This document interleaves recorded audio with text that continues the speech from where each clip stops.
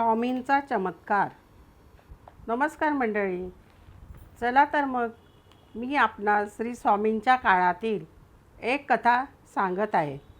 आपण कथेला सुरुवात करूया. कोकणामध्ये दाजीशास्त्री नावाचा एक निपुत्रिक ब्राह्मण आपल्या तरुण पत्नीबरोबर संसार करीत होता. कोकणातून अक्कलकोटला तो स्वामींना भेटण्यासाठी आला होता. कारण स्वामींची कीर्ती दूरवर पसरली होती. त्याच्याही कानावर आली होती.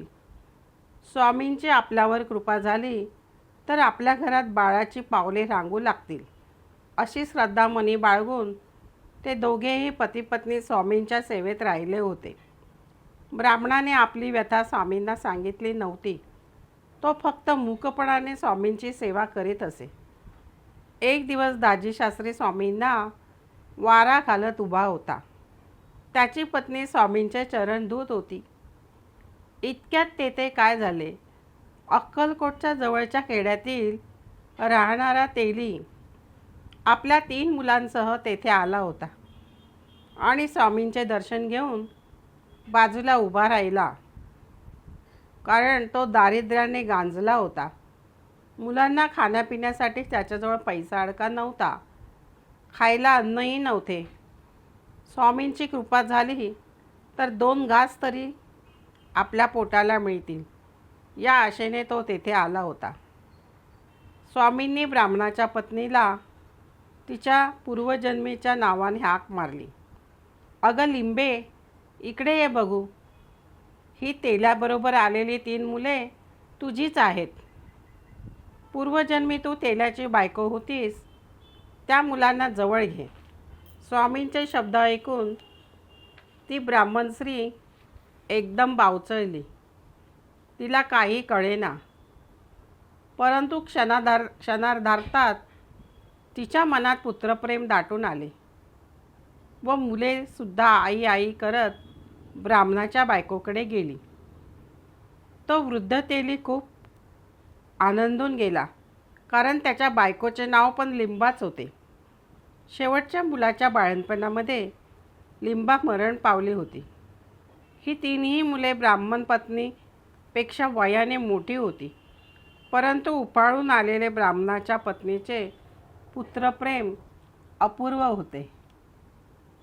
मग स्वामी म्हणाले, लिंबे, तू ह्या तेल्याबरोबर घरी जा. घरात जा व जो रंगीत खांब आहे त्या खांबाखाली तू धनाचा गाडगा भरून ठेवला होतास ना, तो तुझ्या हाताने काढ व तो त्या तेलास देऊन टाक. म्हणजे त्याचे जन्माचे दारिद्र्य संपेल व तुलाही पुत्र होईल. स्वामींचे शब्द ऐकून जमलेल्या सर्वांना आश्चर्याचा धक्काच बसला.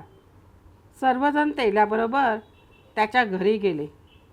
कुदळीने खणले असता तेथे धनाने भरलेला मातीचा घट होता. स्वामींचे शब्द खरे ठरले. मग ब्राह्मण पतिपत्नी स्वामींकडे परत आली व स्वामींचा निरोप घेऊन त्यांचे दर्शन घेऊन परत कोकणात गेले. मग महिन्याभरातच ब्राह्मण पत्नीला पुत्र झाला. स्वामींनी दोघांचेही दुःख एकाच वेळी दूर केले. स्वामींनी केलेला चमत्कार अक्कलकोटात प्रत्येकाच्या तोंडी होऊ लागला. तात्पर्य: श्रोते हो, प्रेमळ स्वामींनी ब्राह्मण व तेल्याचे दोघांचेही दुःख एकाच वेळी दूर केले. किती अंतर्ज्ञानी स्वामी आहेत. त्यांनी लिंबा ही तेल्याची पूर्वजन्मीची पत्नी आहे हे अंतर्ज्ञानाने ओळखून दोघांनाही सुखी केले. तेल्याला धनाचा गाडगा भरून दिला व ब्राह्मणीला पुत्र दिला. दोघांच्या इच्छा पूर्ण केल्या. आपल्या सर्वांच्या सर्व इच्छा पूर्ण होत अशी आपण परमेश्वराजवळ प्रार्थना करूया. माझ्या कथेला लाईक व सबस्क्राईब करा ही विनंती. श्री स्वामी समर्थ.